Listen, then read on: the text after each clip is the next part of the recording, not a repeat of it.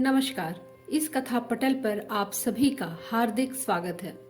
दोस्तों, आज के अंक में हम सुनेंगे कहानी जिसका शीर्षक है बिरादरी और इसके लेखक हैं गुलशेर अहमद खान। गुलशेर अहमद खान, जिन्हें हिंदी कथा संसार सिर्फ उनके उपनाम शानी के नाम से जानता है। शानी के कथा संसार में निम्न मध्यम वर्गीय मुस्लिम समाज का यथार्थपरक चित्रण मिलता है। शानी की खासियत यह रही कि जनाजा, युद्ध, जली हुई रस्सी जैसी कहानियों के माध्यम से विभाजन के बाद के मुस्लिम समाज के विरोधाभास, उनके असमंजस, दुविधाओं, डरों और चिंताओं को सामने रखा। शानी के उपन्यास काला जल को कौन भूल सकता है। दशकों पूर्व दूरदर्शन पर इस उपन्यास पर धारावाहिक का प्रसारण हुआ था और इसके बाद घर घर में शानी एक चिरपरिचित नाम बन गए थे। इस कहानी में वह पूछते हैं कि बिरादरी केवल जात वालों की होती है, इंसानियत की बिरादरी क्यों नहीं बन सकती। ध्यान से देखें तो बस दो ही बिरादरी नजर आती है। एक ताकतवर लोगों की बिरादरी जो बड़ी कुर्सियों पर बैठे हैं, दूसरे कमजोर बिरादरी जो सिर्फ इस उम्मीद में जीती है कि ताकत वाले कभी तो उसकी मदद करेंगे। तो आइए सुने शानी की कहानी बिरादरी। वहां पहुंचते ही मुझे लगा कि आना गलत था, बिल्कुल गलत। लेकिन तब तक बहुत देर हो चुकी थी और लौटना मुमकिन नहीं था। मैं क्या करता सिवाय इसके कि चुपचाप उस दृश्य का हिस्सा बन जाऊं, और क्या हो गया कहता हुआ मैं इसमें शामिल हो गया।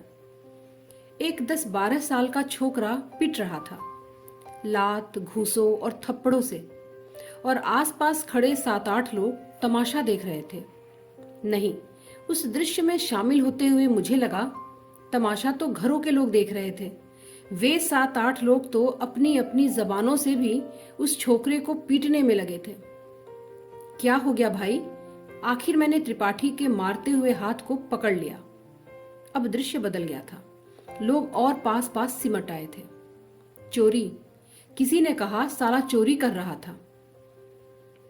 मैंने त्रिपाठी को इतने गुस्से में इससे पहले कभी नहीं देखा था। उसका चेहरा तमतमा रहा था। साले ने आज सारा घर ही खोल दिया था, कहकर त्रिपाठी ने छोकरे को फिर एक घूंसा जड़ दिया, इतनी जोर का कि छोकरा औधे मुंह गिर पड़ा और सुअर की तरह चिल्लाने लगा। मैंने चोरी नहीं की साहब। छोकरे ने मेरी ओर गुहार लगाई। उसका आधा चेहरा धूल में सन गया था और निचले होठ से खून बह रहा था। वह बिलखने लगा, अल्लाह कसम मैंने किसी चीज को हाथ नहीं लगाया, कुछ भी नहीं लिया। त्रिपाठी ने छोकरे को बांह पकड़कर उठाया और दोबारा एक झापड़ रसीद करने वाला था कि मैंने उसका हाथ पकड़ लिया। नरमी से बोला, रुको त्रिपाठी, मारो मत, आखिर समझने तो दो कि हुआ क्या। अरे साहब, होगा क्या? घेरे में से किसी ने कहा, देख तो रहे हैं कि चोरी करता हुआ पकड़ा गया, वो तो किस्मत अच्छी थी, वरना। त्रिपाठी जी, और लगाइए साले को। एक दूसरे ने कहा, सुअर के बच्चे ने सारे मोहल्ले को तंग कर रखा है, आए दिन चोरी, आए दिन हंगामा। नेक मशवरा देने वाले इस सज्जन की ओर देखना मैंने मुनासिब नहीं समझा। छोकरे को संबोधित कर मैंने जोर से डपटते हुए पूछा, क्यों बे, चोरी कर रहा था? छोकरे ने और जोर से बिलखना शुरू कर दिया और अपनी सफाई देने लगा। वैसे भी मेरे वहां पहुंचते ही उसने सीधे मुझे मुखातिब करना शुरू कर दिया था, शायद यह समझकर कि सारी भीड़ एक है और वहां हमदर्दी मुझसे ही मिल सकती है। वह एक ही रट लगाए हुआ था, साहब मैंने कोई चोरी नहीं की, मैंने कुछ भी नहीं लिया। त्रिपाठी ने मुझसे कहा, अगर यह चोर नहीं है तो सूने घर में घुसा यह क्या कर रहा था? पीछे की दीवार फांदकर यह क्यों गया था? छोकरे ने कहा, गुसलखाने के पास था, मैं नहाने गया था। नहाने के लिए सूने घर की दीवार फांदी जाती है, वह भी दूसरे के घर की। कई लोग हंसने लगे। देखो कितना चालबाज है, किसी ने कहा। यह अंगूठी आज चली गई थी, त्रिपाठी मुझे बताने लगा।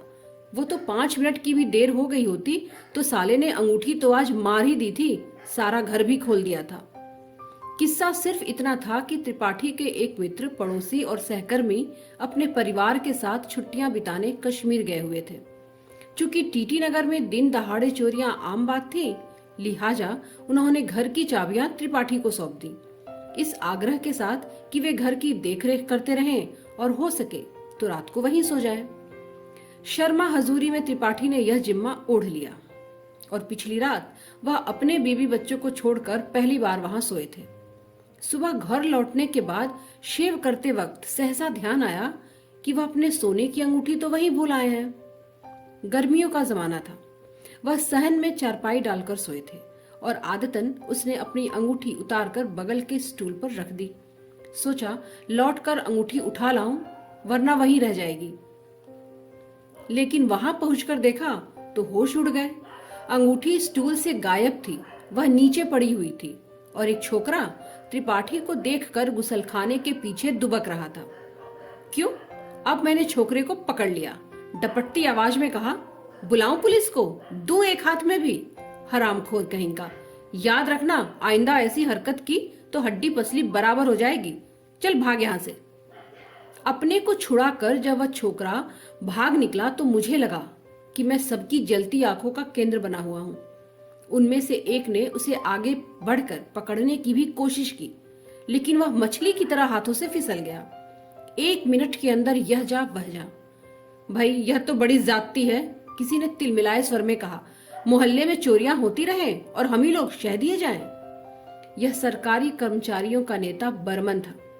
बनियाइन और पट्टीदार पजामे में आवेश में कह रहा था, मैं अच्छी तरह जानता हूं कि पिछले दिनों मेरे छत से सारी लकड़ियां इसी लौंडे ने पार की है। सोचते हैं जाने दो, बच्चा है, गरीब है। अरे बच्चा नहीं, उस्ताद है। जो आपके भी कान काट दे वो बच्चा कैसे हुआ? कुछ लोग हंसने लगे। अमा हंसी की बात नहीं, भट्ट ने संभलते हुए कहा। छोकरे की उम्र देखो और उसकी हरकतें देखो। मैंने खुद अपने गार्डन का बल्ब चुराते हुए उसे 2 बार देखा है। एकाएक आगे बढ़कर चौधरी बोला, मैं बताता हूँ। गया इतवार को हम पिक्चर गए थे। मैटिनी शो लौटकर देखा तो पीछे के आंगन से वाइफ की साड़ी गायब। वहां एक लोटा था, वो भी ले गया। मोहल्ला छोटे अफसरों और बड़े बाबुओं की बस्ती का। मोहल्ला भी क्या, आमने सामने खड़े 32 क्वार्टरों का एक ब्लॉक। सुबह के 9 बजे होंगे, शायद 9:30। बदली थी, आकाश का मुंह उतरा हुआ था। सड़क के किनारे किनारे लगे यूकलिप्टस के पेड़ चुप थे, पत्तियां तक जमी हुई। ऊपर से मौसम छलने वाला था, लेकिन लोग जानते थे ज्यादा समय नहीं है। दफ्तर की भगदड़ शुरू होने का वक्त करीब करीब ही था। वहां खड़े हर आदमी के पास कोई न कोई अपनी शिकायत थी, जिसे जल्द से जल्द सुनाकर वह हल्का होना चाहता था। सभी का ख्याल था कि इधर आए दिन जो चोरियां होने लगी थीं, उन सब की जड़ में यही छोकरा है। बर्मन ने कहा, भाई कुछ करना चाहिए वरना इसका हौसला तो बढ़ता ही चला जाएगा।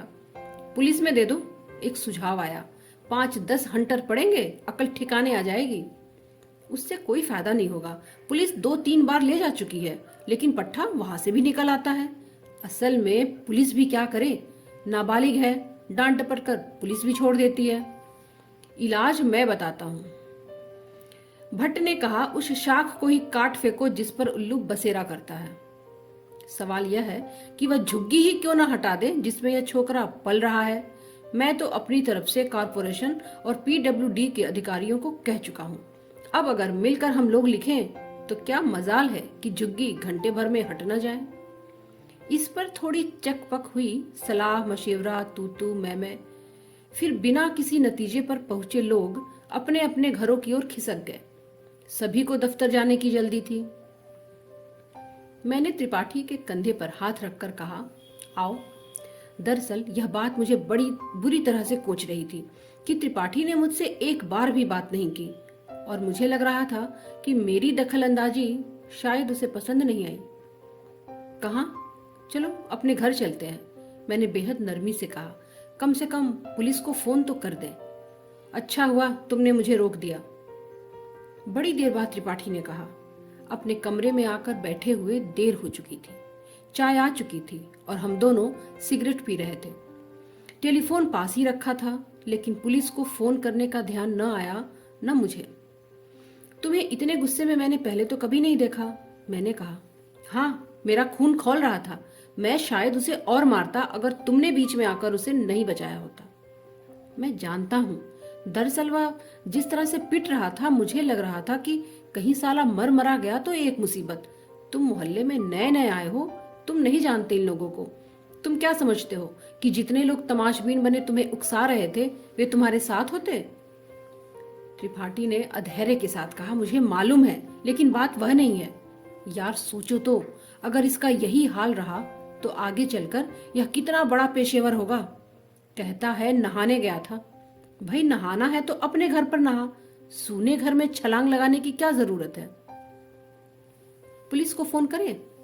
करते हैं, पर यह सच है, पुलिस कुछ करेगी नहीं, ज्यादा से ज्यादा 2-4 झापड़ मारकर छोड़ देगी। यह अच्छा तमाशा है। कानून की गिरफ्त में वह आता नहीं क्योंकि नाबालिग है। आप कुछ कर सकते नहीं क्योंकि बच्चा है, गरीब है। अच्छा, इसकी झुग्गी कहाँ है?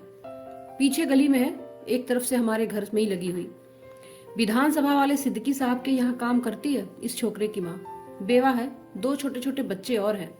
दरअसल उसका मियाँ विधानसभा में चपरासी था। एक दिन अचानक मर गया। मासूम बच्चों के साथ यह औरत कहाँ जाती, सो सिद्दीकी साहब ने अपने घर काम पर रख लिया। शायद उन्हीं की मदद से इसने पास में झुग्गी बनाई है। तो उसे बुलाकर कहें, डांटते अपने लौंडे को संभालो। अरे वो खुद को परेशान है। त्रिपाठी ने बेचारगी में एक नई सिगरेट निकाली और सुलगाने लगा। मैंने खिड़की से बाहर सींखचों से कटे पिटे आसमान को देखा। महज देखने के लिए, बदली अभी भी थी, लेकिन कुछ हवा चलने लगी थी। पेड़ों के पत्ते हल्के हल्के कांप रहे थे। इसी बीच त्रिपाठी की छोटी बच्ची घर से संदेश लेकर आई। मम्मी पूछ रही है कि आज दफ्तर नहीं जाना है। आते हैं बेटे, तुम चलो, त्रिपाठी ने हंसकर कहा। अभी तो वक्त है। बच्ची चली गई, लेकिन कोई 2 मिनट बाद फिर लौट आई, यह खबर लेकर कि कोई औरत उनसे मिलने आई है। त्रिपाठी ने फिर यह कहकर लौटाया कि उसे यहीं भेज दें। बच्चों में से किसी ने बताया, साबिर की अम्मा है। साबिर कौन? वही छोकरा, शायद उसकी माँ आई है। सुनकर त्रिपाठी कुछ सोचने लगा। सिगरेट की राख झाड़ने के बहाने दरवाजे का पर्दा सरका कर साबिर की माँ खड़ी हो गई, वहीं दहलीज पर। मैले कुर्ते और इंतजार में वह अधेड़ औरत घिसी हुई सी लगी, एल्युमिनियम के पुराने बर्तन की तरह। उसका सांवला रंग जला हुआ और ठंडा था, चूल्हे की बुझी हुई राख ढकी लकड़ी की तरह। और आंखें बारिश के छोटे छोटे गंदले डबरों की तरह थी बाढ़ उतर जाने के बाद। मेरा ख्याल था कि वह त्रिपाठी को कोसने काटने आई है, शोर मचाएगी, लेकिन वह ऐसे खड़ी थी जैसे कटघरे में हो। त्रिपाठी ने गला साफ करके संयत स्वर में उससे कहा, क्यों, देख ली अपने लौंडे की करतूत? अपनी गर्दन झुकाकर वह दूसरी तरफ देखने लगी। अब मैंने पूछा, मालूम है तुम्हारे छोकरे ने क्या किया है? कहता है मैं नहाने गया था। कौन नहाने गया था? त्रिपाठी चिल्लाया, तुम्हारा साबिर। हमें झूठा बनाती हो? मैंने अपनी आंखों से देखा है, अपने सूने घर में। वह अंगूठी को ताकता बैठा था। अपने हाथों से मैंने छोड़ दिया, वरना हड्डी पसली एक कर देता। बुलाऊं पुलिस को? दे दूं तुम्हारे इस लाडले को? दे दो साहब, उसने नरमी से जवाब दिया। हम तो खुद तंग आ चुके हैं। कितना समझाती और मारती पीटती हूँ, क्या बताऊं। कई बार तो मैंने उसका गला मसक दिया, मरता भी नहीं। और मुझे तो इस माटी मिले पेट के दोजक से ही फुर्सत नहीं मिलती। हो गई, अपनी तो जिंदगी बर्बाद हो गई। कहते कहते बेचारी का गला रूंध आया और वह रोने लगी। वह करता क्या है? एकाएक खिंच गए सन्नाटे को तोड़ते हुए मैंने पूछा। एक दुकान पर लगा रखा है, साड़ियों पर कढ़ाई का काम करता है, सुबह 9 बजे से शाम 7 बजे तक। कितना मिलता है? 2 रुपए रोज। मैंने एकाएक उत्साह में भरकर त्रिपाठी से कहा, यार सुनो, अब मुझे याद आया कि यह लौंडा तो बहुत हुनरमंद है। एक दफा हमारे यहाँ साड़ियां लेकर आया था। मैं तो उसकी कढ़ाई देखकर हैरान रह गया। ऐसी सफाई, खूबसूरती और नफासत की यकीन नहीं होता। हाँ साहब, उस औरत ने सांस भरकर कहा, अल्लाह ने उसके हाथ में हुनर तो दिया है, लेकिन वसीला नहीं दिया। वसीला मसीहा सब निकल आता है, त्रिपाठी बोला। पहले वह अपनी आदत तो सुधारे, मैं उसे अच्छी जगह काम दिला दूंगा। 2 के बदले 10 मिलने लगेंगे, कौन सी बड़ी बात है। स्विमिंग पूल से लौटकर हम दोनों बाहर लॉन में बैठे हुए थे। उस घटना के 7-8 दिन बाद गर्मियों की शाम थी। रोज की तरह बदली नहीं थी। ऊपर धुआं खाए बादलों की जगह चमकीला आसमान था। नरम हवाओं के बीच यूकलिप्टस की पत्तियों, मेहंदी की बाड़ और लॉन की घास पर पारदर्शी आकाश उतरा हुआ था। त्रिपाठी ने कहा, शाम अच्छी है, बहुत। कुछ देर बाद और ठंडी हवाएं चलेंगी। हाँ, लाल घाटी से। मैंने कहा, ये हवाएं वहीं से आती हैं। हम दोनों कोल्ड कॉफी खत्म कर रहे थे। स्विमिंग के बाद आई थकावट भरी ताजगी थी जो हमें रोज ऊपर हवाओं में फेंक देती। कुछ देर बाद मैंने पूछा, क्या प्रोग्राम है? आज सैटरडे इवनिंग है ना, भट्ट के यहाँ चलना है। शनिवार की शाम हम लोग वीकेंड मनाते थे। त्रिपाठी के आने के बाद 3-4 दोस्तों का एक ग्रुप सा बन गया था। भट्ट इस ग्रुप में यकीनन नहीं था, लेकिन पिछले दिनों अपनी कंपनी ने उसे आज के लिए फांस लिया था। जैसे वह कंजूस दिखाऊ था, मोहल्ले वाले उसे मिनी आईएएस अफसर कहते थे, क्योंकि वह रोज शाम को गाउन पहनता था और अपने कुत्ते को लेकर देर शाम तक सड़क पर टहलता था।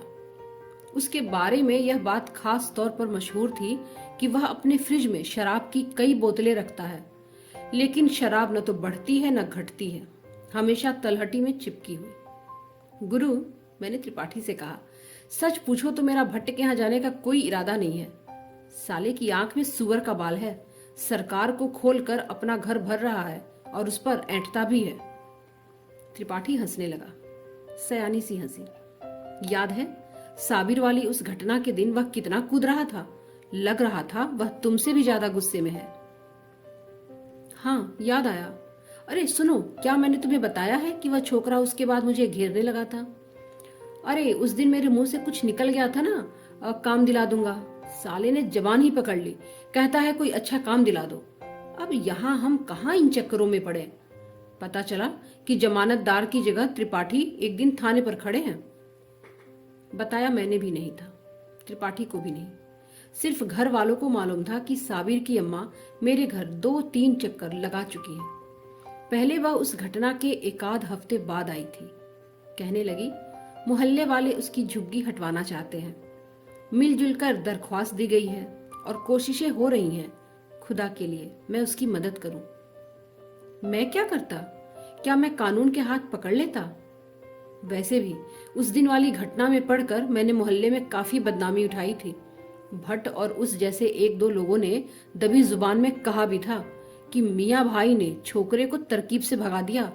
साफ साफ शह दी जा रही है, एक ही बिरादरी के है ना, इसीलिए। कुछ भी कहो, खून पानी से गाढ़ा होता है। मैंने उबे हुए स्वर में त्रिपाठी से कहा, वह औरत भी मेरी जान को लगी है। आज सुबह भी आई थी, कह रही थी कि कॉर्पोरेशन वाले पुलिस लेकर आए थे, धमकी देकर गए हैं, शाम तक नहीं हटी तो सामान फेंक कर झुग्गी गिरा दी जाएगी। त्रिपाठी मेरा मुंह ताकने लगा। हाँ, काफी पहले भट्ट ने सबके दस्तखत कराए थे। क्या वह तुम्हारे पास नहीं आया था? नहीं, कहते हुए मुझे चोट लगी। सिर्फ चोट नहीं, वह धक्का था। आखिर क्या समझकर भट्ट ने मुझे छोड़ दिया? अगर वह मेरे पास आता तो क्या मैं दस्तखत करने से मना कर सकता था? साहब, मैं किसके पास जाऊं? सुबह उस औरत ने रोते हुए मुझसे कहा था, सिद्दीकी साहब दौरे पर हैं और आपके सिवा यहाँ हमारा कोई नहीं। जिसे देखो हाथ में तीर कमान लिए बैठा है। लोगों का तो जैसे कलेजा सफेद हो गया है। अब आप अपनी बिरादरी के होकर भी मदद ना करें तो? मैंने झल्लाकर गुस्से में कहा था, बिरादरी की बकवास तो तुम रहने दो। क्या मैं चोरों की बिरादरी का हूं? ड्राइंग रूम में हम आम चुनाव की बातें कर रहे थे, शराब लेकर। बाहर लॉन से हम कभी के उठाए थे। वहां हवा थी, सिर पर खुला आसमान था, हरी मेहंदी वाली बाड़ की ठंडक थी, लेकिन ज्यादा देर बैठना मुश्किल हो गया। भट्ट का जिक्र निकलते ही मैं कुत्ते की तरह टूट पड़ा था। इससे पहले मैं खुद भी नहीं जानता था कि मैं उससे इतनी नफरत करता हूँ। देखो यार, मैं भट्ट का पक्षधर नहीं हूँ, त्रिपाठी ने मेरा रुख देखकर कहा। तुम्हारे गुस्से को भी समझता हूँ, लेकिन सवाल यह है कि भट्ट ही क्यों, कोई और क्यों नहीं? या वह व्यवस्था क्यों नहीं जिसके चलते ये छुट्टे साण बने हुए हैं या साबिर जैसे लोग पैदा होते हैं? क्या भट्ट अकेला है? असल में उसके साथ पूरी की पूरी बिरादरी नहीं है। क्या हम तुम भी उस बिरादरी में शामिल नहीं हैं? असल में दोस्त, हमारा तुम्हारा दर्द यह नहीं कि भट्ट सरकार को खोल रहा है। तकलीफ यह है कि हाय, उसकी जगह हम क्यों नहीं हुए। अपना निशान तीर कमान तीर कमान तीर कमान। सहसा पास वाले नुक्कड़ से लाउडस्पीकर की सामूहिक आवाज आई, जीतेगा भाई जीतेगा, तीर वाला जीतेगा। टैक्सी थी, चुनाव अभियान वाली। एक तो मेरे मुंह का स्वाद कड़वा हो गया, दूसरे सारा शोर इधर ही बढ़ता आ रहा था। चलो अंदर ही बैठते हैं, एकाएक उठकर मैंने कहा और हम लोग भीतर आ गए। अच्छा ही हुआ, एकाएक उस अप्रिय बहस से छुटकारा मिल गया और चुनाव की बातें चल पड़ी। मैंने फ्रिज खोलकर बोतल निकाली, बहुत सारे आइस क्यूब लिए थे। कॉलेज के दिनों में मैं कम्युनिस्ट पार्टी का कार्ड होल्डर था और त्रिपाठी ने बताया था कि वह सोशलिस्ट पार्टी का सक्रिय सदस्य था। सरकारी नौकरी में आने के पहले त्रिपाठी सोशलिस्ट पार्टी के एक अखबार का संपादक भी था और जनसभाओं में आग उगला करता था। कहा जाता है कि उसके बढ़ते हुए प्रभाव को देखकर तत्कालीन मुख्यमंत्री ने उसे एक दिन पालतू बना लिया और उसके गले में सरकारी तौक पड़ गया। अब हम दोनों सरकारी नौकर थे, दोनों के मुंह पर ताले पड़े हुए थे, लेकिन दिल पर किसका ताला हो सकता था? बहस मुबाहसे में अब भी हम अक्सर नाराज होते थे और इस बात की गहरी चिंता थी कि देश की प्रगतिशील ताकतें दिन ब दिन कमजोर होती जा रही हैं। हम लोग दो दो पैक पी चुके थे, मैं तीसरा बनाना चाहता था। त्रिपाठी ने सहमति में सिर हिलाया। अभी गिलास लेकर उठा ही था कि बाहर से गेट खुलने की आवाज आई। बरामदे में लेटी हुई रानी जोर जोर से भौंकने लगी थी। त्रिपाठी ने आंख के इशारे से पूछा, कौन है? मैंने थोड़ी देर बाहर की आहट लेने की कोशिश की कि फिर अपना काम करने लगा। गरीबों का साथी कौन? दिलावर खान, दिलावर खान। दूसरे नुक्कड़ पे चुनाव वाली टैक्सी फिर कहीं से आ गई। 1 मिनट रुककर लाउडस्पीकर की आवाज दूर से आने लगी, दुखियारों का कौन? दिलावर खान, दिलावर खान, जीतेगा भाई जीतेगा। कुछ देर भीतर बुलाकर बीबी ने मुझसे कहा, साबिर की माँ आई है। कहाँ? बाहर खड़ी है इस वक्त? अल्लाह, तौबा, किस कदर रोए जा रही है। बाबा ने कहा, कुछ बताती तो है नहीं, बस कहती है मियाँ से मिलवा दो। लगा नशे के बावजूद मेरा चेहरा फक्क पड़ गया था। उस एक क्षण में झुग्गी, साबिर की माँ, साबिर, सबके चेहरे आंखों में घूम गए। गुस्सा अपने ऊपर आया। मैं ही घपले करता रहता हूँ, क्यों नहीं साफ साफ कह दिया मैंने सुबह? कह दिया देखेंगे। क्या देखेंगे?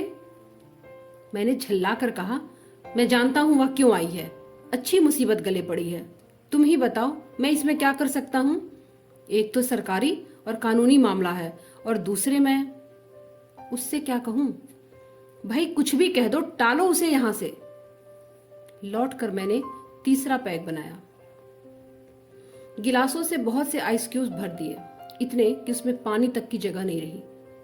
त्रिपाठी ने मुझसे पूछा, क्या बात है? अम्मा यार, कहकर मैं रुक गया। आगे ना तो बोलना था और ना मुझसे बोला गया। गिलास में घूंट लेते हुए भी मेरे कान बाहर लगे हुए थे। वहां मेरी बीबी कह रही थी, साबिर की अम्मा तुम सुबह मिल लेना, अभी तो वे सो रहे हैं। दोस्तों, आशा करती हूं कि आपको कहानी का मर्म समझ में आया होगा। कहानी पसंद आई हो तो कहानी को लाइक करें और हिंदी कथा साहित्य के प्रेमियों को इस चैनल को सब्सक्राइब करने के लिए कहें, उनके साथ शेयर करें।